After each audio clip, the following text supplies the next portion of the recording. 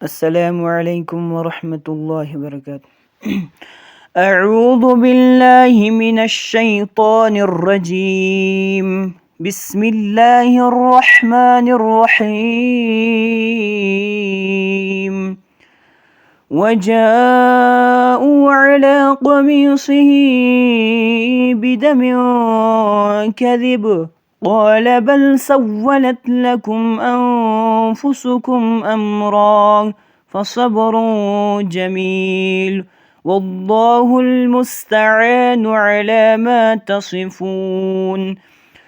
وجاءت سجارة فأرسلوا واردهم فأدلى دلوه قال يا بشرى هذا غلام وأسروه بضاعة والله عليم بما يعملون.